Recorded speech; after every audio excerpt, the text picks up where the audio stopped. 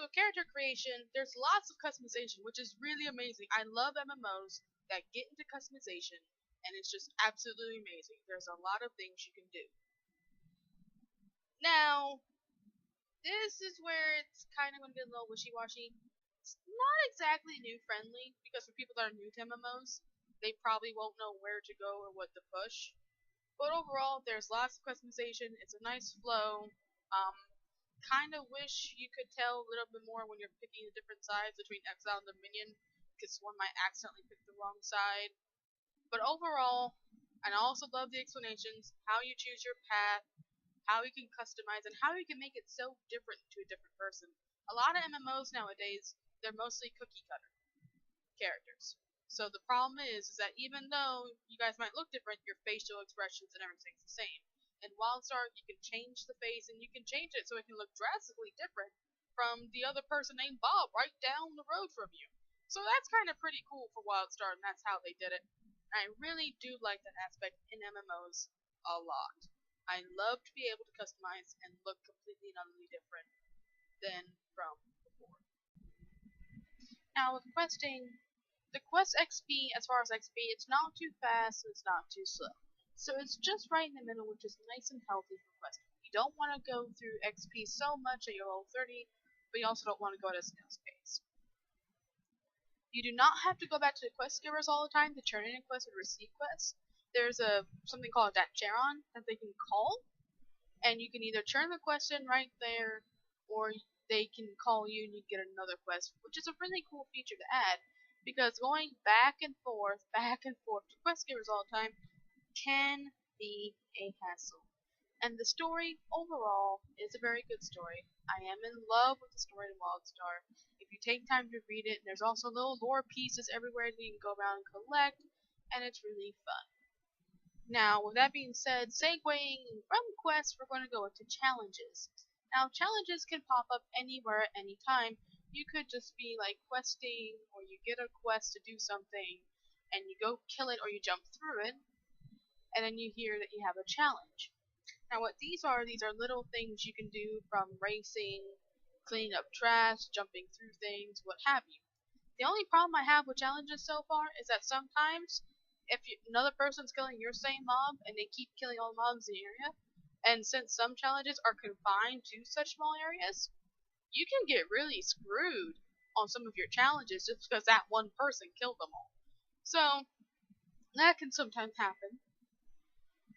There seems to be more than one challenges, which are really good. They're not all the same, so there's some that you have to deflate something, or challenge after you have to race through C.R.E.D, or a challenge to clean up trash. So there's a lot of challenges to do, and it's a very refresh break from questing a lot. There's also the loot can be very good from them as well. You can get furniture items, you can get trading skill stuff, you can get bags, you can get armor, you can get a whole bunch of stuff from the challenges alone, which is a really amazing thing. And also, if you ever need gold, you can always go back to C.R.E.D and do some of the challenges, and then hopefully get some of the furniture items you don't need, and then sell the furniture, and you can make some really, really good platinum there. Overall, I do love the challenge system, and it's a nice little refresh if you ever get bored from questing. Now, the Amps is a very creative skill tree. Now, while it is very creative, it's not very newbie friendly, and also, I believe there needs to be mentioning about how you have to buy these, because some of them are very hard to find, so some of them are very rare. But it also adds it to the hunt, doesn't it? It adds a very exciting hunt for all these amps that you have to go find in the world, and once you get them all unlocked, at least you don't have to worry about it again for that character. Am I right? Now, the action skill set, it's very well done overall, but some people may or may not like the action bars, the very limited one, but it also makes you choose wisely, and it's not very new friendly as well. Now let's go into housing. Now before I start, I do love the mail system where you can check mail anywhere. I wish we were able to take stuff out anywhere as well. So in the housing, it is very customizable. Now this is what I love. I love housing that makes me customize whatever I want. That's a really cool feature. I love the fact that I can customize my house the way I want it, the way the land looks. But here's something new that I really do like, that the fact that you can change the sky. And you can go from whatever. You can go from a rainbow to being inside a tornado to being in the outer space to being going off fireworks, and that's really cool to be able to change the sky to how you want it. So you can make your house look really, really different. Um, and also even your neighbors can come help you. Like, let's say you have a garden, you're going to be away for a week. Your neighbors can help tend to your plants and even harvest them for you, and you still get the rewards, and they also get something as well. The customization on the housing, however, can be very, very, very, very expensive. It's really hard on the purse. But for housing, it probably should be, because this is probably more of an end game feature than as you're leveling up. Because by the time you reach 50, you'll probably have ways to make more money, and then you won't really have much to funnel into other than gear. So I think housing is that next option. I do love that you can put challenges onto your house, which is really cool for other people and you to do, and you get some really cool stuff. Like one of my guildmates, C.R.E.D, had gotten a really, really cool bed that I should probably find a way to show y'all. It's a really cool bed, but it's a questionable bed. I will say that much. The only thing I have a complaint with the housing is the crate system. It's very, very kind of bulky when you're trying to take stuff out and crate and place them. You have to have that crate window open. And so I have to always end up moving the window away to try to see where I need to place it. So I kind of wish that we have a different system for that. And also, the more stuff you place in your house and outside of your house, there's like comfort buffs. So the more you place, the more rested XP you get, which is really, really cool feature. Because a lot of the times, when you're out in the world, you just want to go back to your house, chill, prop your feet up and relax, and log out there.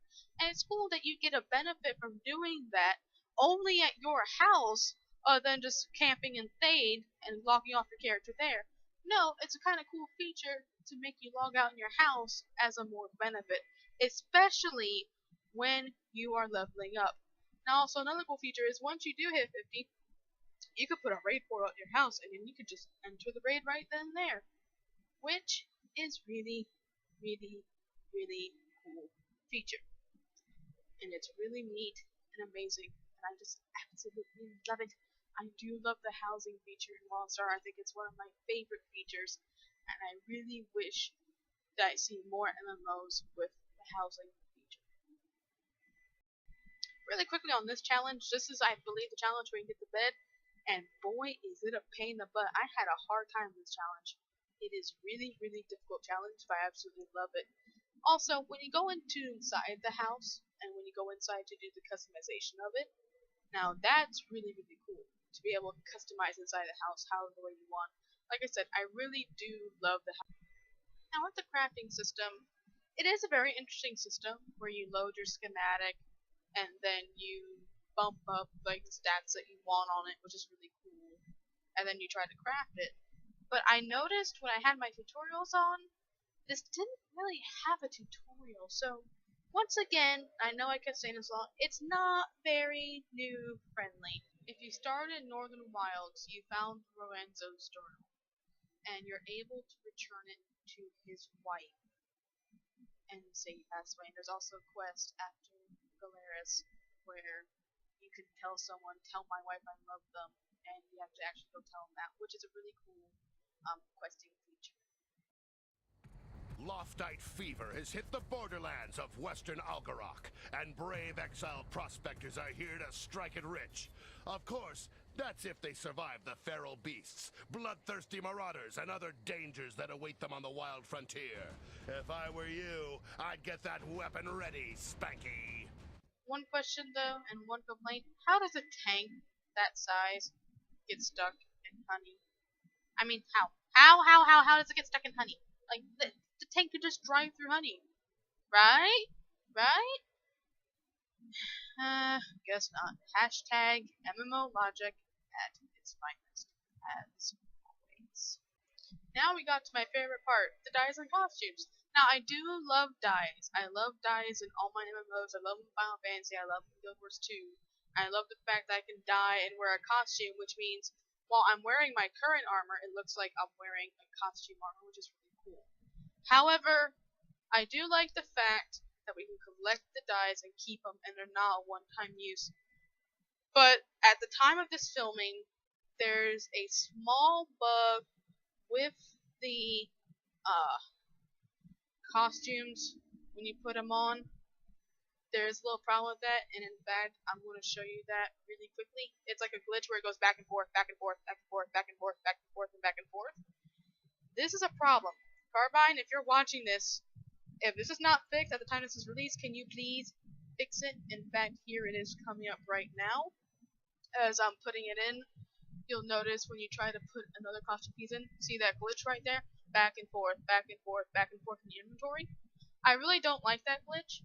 Carbine, fix it please. Fix it, fix it, fix it. That's my only complaint with the die system so far. Now, with the pass system, as I said a little bit earlier, you have four. You have Explorer, yes Scientist, yes Settler, and yes Soldier. Now, each of them carries a bit of more little bit stuff you can do. Explorer is obviously as it's self-explanatory, like you see here. You get to explore, jump onto things, and do stuff like that. Scientists, you study lore, and you also do get data cubes. You have Settler, which can build stuff, which is a really cool feature, because sometimes they can build vendors out in the middle of nowhere, which is really nice to use. And then you have Soldier, which goes in pew pew pew pew pew pew pew more. This is a really cool system, because if you prefer exploring, you can choose the Explorer path. If you are a bit of a lore hunger, you can go to lore, and so on and so forth. And it's a really cool feature to have in MMOs that you can do more of your favorite content. Now, if you feel like you chose the wrong path, or you want to do, everything else, as you want to do a little bit of Settler, Scientist, and Soldier, there are also quests that will have you do those things as well. So you're not just stuck once you select the path. You get to experience every little bit in pace in Nexus, which is really, really. So if you feel like you've chosen the wrong path, don't fret. You don't have to do it to level. You do get some really cool stuff in your pathways once you do level up your path. But Shiv, I don't like questing. Is there a way I can level up in Wildstar through PvP? There is. In the PvP, or player versus player, there is such a way. Now, it is really easy to get into, and it can also help your dodging skill to telegraphs, because it's going to be flying everywhere. It's really, really chaotic at times, and it is a really fun way. Now, I normally don't like PvP, but I've liked it so far in Wildstar. I have not gotten to see warp plots yet because I don't have a team, but be very careful if you're using this as a way to level besides questing, because the XP when you do lose, obviously, it's a very, very low number. So if you lose a lot, this isn't a replacement for questing, but it is a very good system overall. And if you really are bored of questing, or you're really close to dinging and you don't have any more quests that you can do, you can just run PvP, get a quick match in, and voila, you've dinged. So it is a really cool feature to actually level up from 1 to 50 in PvP. Well, not 1 to 50 because you started so. But from whatever level you get out, from 3 to 50, through PvP alone, not having to touch a single quest, but you miss a lot of the story. Go out and do some questing every once in a while, huh? Fun fact, you can jump on things and ride them in Thade. Now here we have adventures. Adventures are mini dungeons themselves, and the really cool part about it is you can choose your own path. So you can go into an adventure and choose the storyline from multiple choices, which is really cool, because if you go in and already done that same adventure, but you wondered what the other two paths would have done, or what a certain combination of paths would have done, you can go back in and revisit it and see what it can do. It is very fun, and there's lots of XP and loot. Although, quick warning, there is a death penalty in adventures, and also in dungeons, I believe, where the more times you die, the less of a medal you get at the end. And renown is very important if you want to do like mount customization, like flares and stuff like that. Now that's another subject I'm going to touch in on a little bit back though. Mount customization. You can have probably the same looking mount as everybody else, and that's kind of boring at most. And Wildstar answers that by having mount customization. You could have a pink horse with flares, or you can have a hamster bowl with a ramen noodle thing on top of it. Whatever floats your boat and or turns you on. Either way, pretty cool. I do love the mount customization feature. I don't have much to buy yet, but also, The rep vendors in different zones may have flares for you and amps, so make sure to look in those vendors to see what you can get and see what kind of videos you can find. You never know. And now we have your dungeons. The bosses are fun, but they're also evil as hell. There are some mechanics in the dungeons where you really are going to have to pay attention, and as the dev said, if you don't pay attention and or you don't dodge, you know it's your own dumb fault, because some healers can't heal through. They're also a very good break from quests. There's decent cash, loot and cash, sorry about that, but I didn't pay attention to my XP bar while I was in it, but I'm not 100% sure not the loot, the XP gain.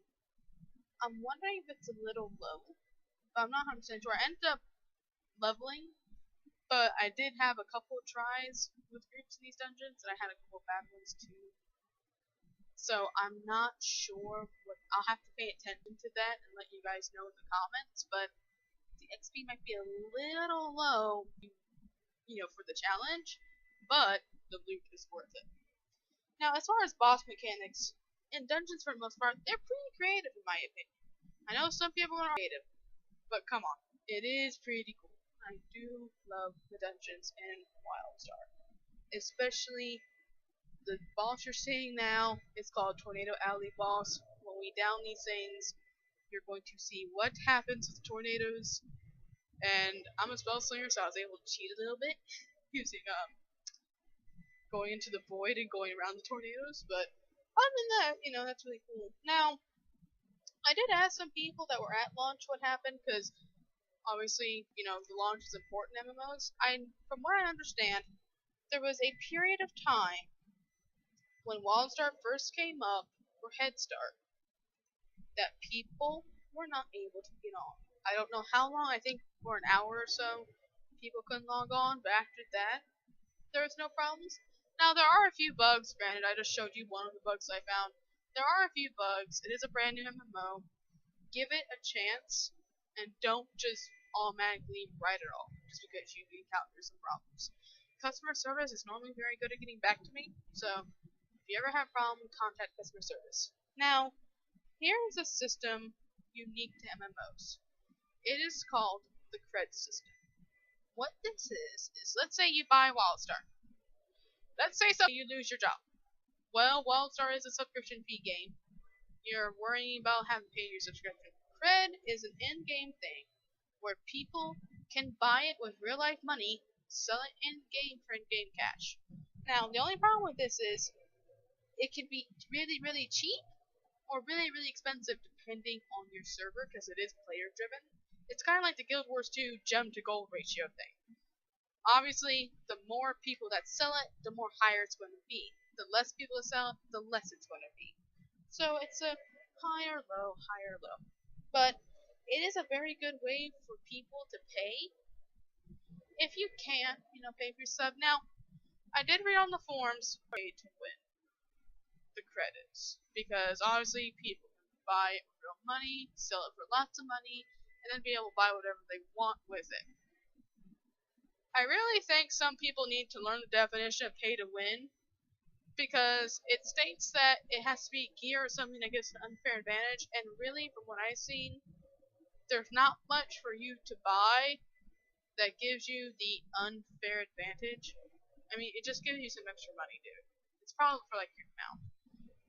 Paying to win is thrown around so much that I think the real definition has been lost. Pete's sake. Overall, Wildstar is a very great game to play. I do love it very much, and I'm getting more into it. It's not a very casual game to play. Well, I'm not really sure of that, because I haven't gotten leveling. It's casual for the most part. But overall, game, I absolutely love Wildstar. Can it beat WoW? Probably not. I mean, okay, how many WoW killers have been supposedly in the years? Come on now.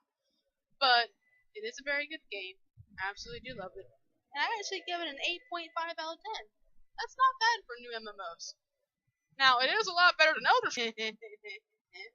But that's my opinion of Wildstar. I really do love it. I am going to come back for more. So thank you guys for watching. If you want to see more reviews in the future, just let me know. No, I will not review Elder Scrolls Online. I actually have a friend that reviewed that. We're not going there. Also, if you want to see a Let's Play of Wildstar, let me know. I'll have to go rustle up a partner or convince slash bribe slash make Amadeus play with me. But if you do want to see a Let's Play, let me know. If you want to see more of my videos, just hit the subscribe button. Thank you guys.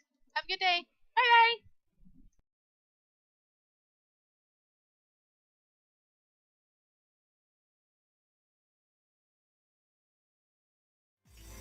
bye.